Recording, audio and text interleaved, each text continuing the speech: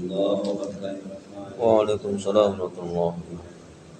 الحمد لله والصلاة والسلام على سيدنا محمد وعلى آله وصحبه أجمعين. أما بعد، على هذه النية وكل نية صالحة ولوالدينا ولمشايخنا أساتذتنا ولذوي الحقوق والواجبات علينا ولتلامذتنا وطلاب الأبناء من ذرياتنا وجميع المؤمنين والمؤمنات والمسلمين والمسلمات وإلى حضرة النبي صلى الله عليه وسلم وآله وصحبه أجمعين. شيخ لله لهم الفاتحة. أعوذ بالله من الشيطان الرجيم. بسم الله الرحمن الرحيم.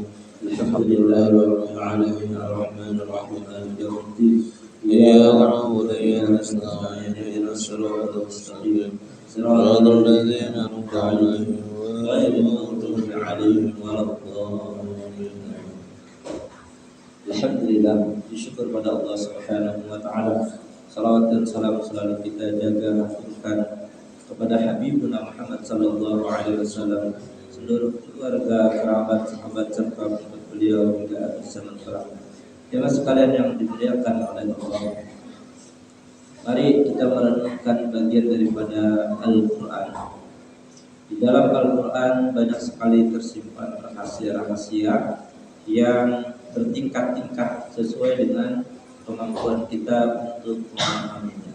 Di antaranya di dalam surah Kahfi kita mendengarkan dan mungkin sudah membaca bahwa Nabi Musa alaihissalam itu bertemu dengan Nabi Khidir alaihissalam. Pada saat itu Nabi Khidir itu mengajarkan ilmu kepada Nabi Musa. Perbedaannya, Nabi Musa adalah seorang rasul, sama-sama nabi tapi tingkatannya berbeda. Ada nabi yang membawa risalah, artinya membawa syariat, aturan-aturan keagamaan. Kayak nabi kita itu bawa syariat. Tapi nabi yang lain belum tentu membawa. Jadi ada 4 nabi. Yang pertama yang membawa syariat, nabi kita, Nabi Muhammad, Nabi Musa alaihissalam. Kemudian yang membawa Taurat, kemudian ada syariat dari Zabur, Nabi Daud alaihissalam, kemudian Nabi Isa alaihissalam. Itu yang membawa Injil. Aturan-aturan itu atau syariat-syariat itu disesuaikan dengan zamannya. Mungkin contohnya seperti pada zaman Taurat atau Bani Israel dulu, kalau orang berzina dirajam. Rajamnya itu kan kepalanya, tubuhnya dimasukkan ke dalam tanah, tersisa kepala. Kepala itulah yang kemudian dilempari dengan batu sampai dia meninggal dunia. Itu cara saat itu. Atau dalam Quran digambarkan orang yang mensyirikkan Allah, mensekutukan Allah, cara taubatnya adalah faqtulu anfusakum, dengan cara bunuh diri. Itu syariatnya. Dalam surah Al-Baqarah digambarkan Nabi Musa, nah, kalian mau taubat, taubatnya adalah melakukan bunuh diri. Maka itu syariat dulu. Nabi kita Muhammad SAW aturannya lebih mudah. Bagi yang mau taubat, kadang perlu harus bunuh diri. Taubat minta ampun kepada Allah, selesai. Asal hatinya betul-betul bertaubat, tidak harus sampai bunuh diri segala. Itu syariat Nabi kita lebih mudah. Bagi yang berzina tidak dirajam tapi kemudian dicambuk. Jadi aturannya sudah mengalami perubahan. Syariat itu ada 4 syariat utama tadi yang kemudian pembawanya disebut sebagai rasul atau pembawa risalah. Nah, Nabi Musa alaihissalam adalah yang membawa risalah. Lalu kemudian ketemu dengan Nabi Khidir. Nabi Khidir tidak membawa risalah, tapi beliau diajarkan ilmu khusus tertentu oleh Allah Subhanahu wa taala yang tidak didapatkan oleh Nabi Musa alaihissalam. Dalam cerita Al-Qur'an dalam surah Al-Kahfi itu, Nabi Musa diminta berjanji, kalau mau 4 belajar, mau ikut aku, maka jangan bertakun bila aku melakukan beberapa perbuatan. Itu perjanjiannya. Karena para nabi itu mereka sudah saling paham. Karena ada ungkapannya, "Fama atakumur rasul faqutuhu famanahakum fantahu. Apa yang diberikan oleh Rasul ambil, dan apa yang dilarang maka menjauh dari itu. Mereka sudah tahu itu. Jadi kalau sudah berjanji maka kemudian itu kesepakatan. Akhirnya Nabi Musa mengikuti Nabi Khidir alaihissalam, lalu ketemu dengan sebuah kapal. Mereka naik kapal, kapal itu kemudian dirusak oleh Nabi Khidir alaihissalam. Ada bagian tertentu yang dirusak, tapi masih bisa berlayar, mungkin semacam dilubangi atau apa. Nabi Musa protes, tidak setuju dan menanyakan. Lalu kata Nabi Khidir, maka tadi berjanji, jangan bertakun, jangan mengingkari apa yang aku lakukan. Karena sudah diingatkan oleh Nabi Khidir, kamu memiliki ilmu yang tidak saya miliki. Jadi ilmunya berbeda. Nabi Khidir memiliki ilmu tertentu, sehingga kemudian jangan bertakun dulu, lihat saja jalan. Tapi Nabi Musa orangnya menanyakan, rasa kali nyaman, ini merusak kapal orang. Lalu kemudian Nabi Musa berdiam. Akhirnya kemudian jalan lagi Nabi Khidir. Lalu ada seorang anak yang kemudian dibunuh oleh Nabi Khidir. Bertanya lagi Nabi Musa. Lalu diberitahu Nabi Khidir, maka tadi sudah berjanji, jangan bertanya. Yang ketiga, karena sudah kelelahan dalam perjalanan, ada sebuah kampung yang jangan kita itu tidak mau memberi orang, pamalar, pikir. Jadi mereka itu pendatang, lalu kemudian ingin mendapatkan makanan, cuman agak sulit karena kampungnya tapi mau membari. Ada sebuah dinding yang mau roboh, rumah yang mau roboh, dibaiki oleh Nabi Khidir. Sudah selesai, bagus. Nabi Musa bertanya dan protes lagi, kenapa pada minta upah membaiki akan rumah orang nih? Maka sudah tadi berjanji, jangan bertanya. Lalu mereka sepakat. Sudah diberitahu tadi 3 kali, kesepakatannya hada firaqu baini wa bainak. Inilah perpisahan kita bertiga, karena kita sudah berjanji bila 3 kali maka kita akan berpisah. Lalu Nabi Khidir memberitahu rahasianya. 1, ketika kapal itu dirusak, tahu tidak kamu rahasianya Nabi Musa? Lalu kemudian Nabi Khidir memberitahu bahwa kapal itu dirusak karena di depannya ada seorang raja yang zalim. Dia suka mengambil kapal-kapal yang bagus. Jadi bila ada kapal nelayan yang bagus, diambilnya. Tapi kalau ada kapal yang cacat, yang ada pinakar tapi baik, kada diambilnya.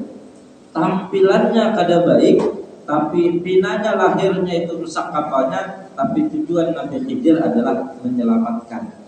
Kadang dalam kehidupan kita banyak cobaannya, tapi tujuannya adalah menyempurnakan diri kita.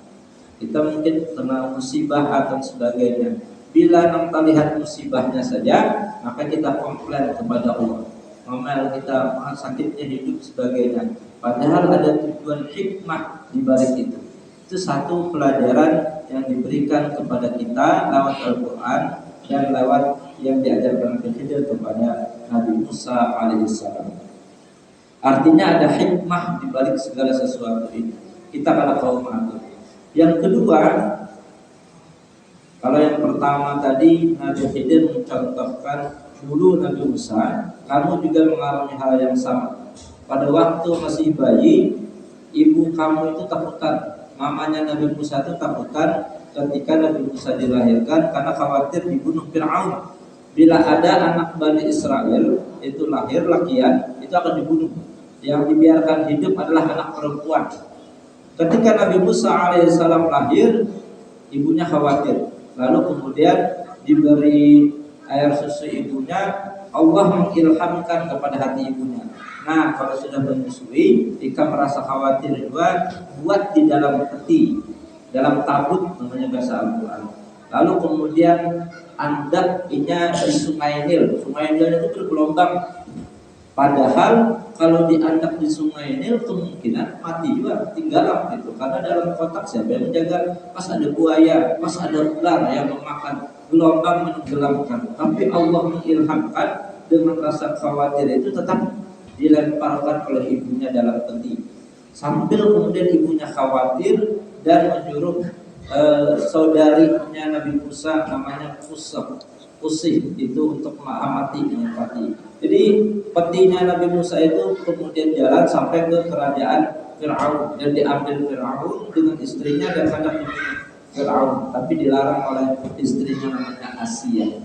Nah ini kata Nabi Khidir mirip dengan peristiwa yang ini, merusak kapal tapi tujuannya menyelamatkan. Sama ibu kamu melarutkan di banyu tujuannya menyelamatkan dari pembunuhan Fir'aun dan akhirnya kamu selamat, malah kemudian berada di bawah pengawasan Fir'aun. Meskipun Allah nanti menjadikan Nabi Musa penghancur kerajaan Fir'aun. Itulah hikmah. Kadang kita akan tahu. Itu pelajaran pertama dari rahasia surah Al-Kahfi tentang Nabi Khidir dan Nabi Musa. Yang kedua, pembunuhan yang dilakukan oleh Nabi Khidir. Kata Nabi Khidir, dulu kamu waktu ada pertentangan ketika antara orang Kipti, orang Mesir yang berkuasa, Fir'aun itu orang Mesir. Sedangkan Nabi Musa itu adalah orang Bani Israel yang biasanya dijadikan budak. Rupanya kaumnya, kelompoknya Bani Israel ini ada yang berkelahi ke orang Mesir. Nabi Musa lewat. Lalu kelompok yang Bani Israel ini minta tolong dengan Nabi Musa. Inilah mengganggu aku. Lalu minta tolong. Rupanya mungkin Nabi Musa ini ingin membantu tapi semacam melerai lah. Mungkin bisa kita gambarkan itu. Ini berkelahi, terjun, didorong. Pas mendorong itu meninggal. Semacam mendorong seperti itu kayak wakaza. Wakaza artinya didorong atau dipukul sedikit tapi orangnya meninggal dunia. Nabi Musa pada hendak membunuh tapi kemudian kok orang ini meninggal. Kayak orang bermainannya ada orang yang bergayaan dua kawannya hendak duduk kursinya ditariknya pas terduduk gugur langsung meninggal dunia. Tujuannya bergayaan tapi ternyata malah kemudian menjadikan kawannya meninggal dunia. Nah, maka itu kira-kira hendak melerai, kemudian rupanya meninggal dunia. Ada maksud membunuh, tapi kemudian terjadi peristiwa pembunuhan. Maka kemudian begitulah kata Nabi Khidir, saya tidak maksud membunuhnya, tapi anak ini kemudian meninggal. Pelajarannya apa? Bisakah kita menentukan kematian seseorang? Kita punya kehendak, tapi kuasa ada di tangan Allah Subhanahu wa Ta'ala. Kita hendak sugih, pegawai ini sebagainya, Allah berkehendak lain. Kita hendak sehat, tapi kemudian kita garing. Kita hendak diisi ini, tapi kudrat Allah berkata yang beda. Maka Nabi Khidir ingin mengajarkan bahwa kamu punya kehendak, tapi kudrat kuasa itu milik Allah. Silahkan banyak kehendak, tapi ingat kuasa dimiliki oleh Allah. Itu pelajaran kedua untuk Nabi Musa. Dan yang ketiga, ketika Nabi Musa memperbaiki dinding, kemudian tidak meminta upah, Nabi Musa diingatkan oleh Nabi Khidir. Dulu kamu ketika lari dari Mesir karena membunuh orang dan dicari Fir'aun, lalu pergi ke negeri Madian, ada dua orang perempuan yang sedang kesulitan memberi minum peliharaannya, ternaknya, binatang ternak karena berabut. Jadi memberi minum itu mengambil banyu dari sumur yang banyak penggawa itu lakian. Rupanya yang menggembala ini adalah dua orang perempuan. Kalah bersaing dengan lakian, ambil banyu, saya menunggu lambat gitu. Lalu Nabi Musa melihat kasihan pilihan nih, dibantu Sidir karena Sidir kuat sebagainya. Lalu mengambilkan banyu sampai selesai. Ketika selesai, apakah Nabi Musa minta upah? Kalau minta upah, sudah itu selesai menjauh. Kata Nabi Khidir, sama sekarang saya menolong orang memperbaiki rumah dan saya tidak meminta upah. Nabi Khidir mengingatkan Nabi Musa bahwa sebaik-baik yang memberi upah adalah Allah Subhanahu wa Ta'ala. Lalu kemudian dari situ Nabi Musa dapat pelajaran bahwa seluruh cobaan dan kehidupan itu dikendalikan oleh Allah dan tugas kita adalah melaksanakan kehidupan lalu bersabar. Itulah yang nanti salah satu cara Nabi Musa menjadi kutub atau tingkatan kenabian yang tinggi. Ilmunya masih di bawah Nabi Khidir, tapi dari ilmu itu meningkat dan lebih baik sehingga kemudian Nabi Musa menjadi orang sabar. Nabi Musa itu kalau bahasa kita semacam dibully oleh kaumnya tapi tetap sabar. Jadi misalnya Sidin itu diminta, ini kan sungainya itu berubah jadi darah sehingga orang minum mengalir. Lalu kemudian diminta oleh Fir'aun dan pembantunya, Nabi Musa doakan bila memang kau berubah jadi banyu lagi kami beriman. Lalu akhirnya Nabi Musa mendoakan berubah itu jadi banyu lagi, tapi kemudian mereka tidak beriman. Lalu kemudian bencana lagi, kesulitan makan dan sebagainya, dipanggil pulang Nabi Musa, dijanjiin pulang, digawe sidin pulang. Jadi sidin bolak balik dibumuni orang, dibumuni sidin sabar ya. Kada saling sebenarnya. Itu Nabi Musa. Padahal Nabi Musa itu orangnya kuat, orangnya berdoa kabul, yang kehendak tuh langsung terjadi hancur. Tapi sidin sebagai Nabi sabar sekali. Ada dapat pelajaran itu tadi, semua adalah dimiliki oleh Allah. Tugas Nabi Musa dan nabi-nabi yang lain adalah membantu kita menjadi lebih sempurna. Jadi pelajaran kita mudah-mudahan puasa kita menjadikan kita mengerti kehidupan ini, dan kemudian kita dianugerahkan kemampuan kesabaran dan pengendalian diri, sehingga kemudian kita menjadi orang-orang yang diikutkan bersama Rasulullah SAW. Mudah-mudahan kita istiqamah dan mudah-mudahan Allah menjadikan kita orang-orang yang berakhir hidup kita husnul khatimah. Amin ya rabbal alamin. Mohon maaf kalau ada salah. Mari sama-sama kita tutup dengan baca kifaratul majlis. Subhanallahumma wa bihamdika asyhadu an la ilaha illa anta astaghfiruka wa atubu ilaik. Assalamualaikum warahmatullahi wabarakatuh. Allah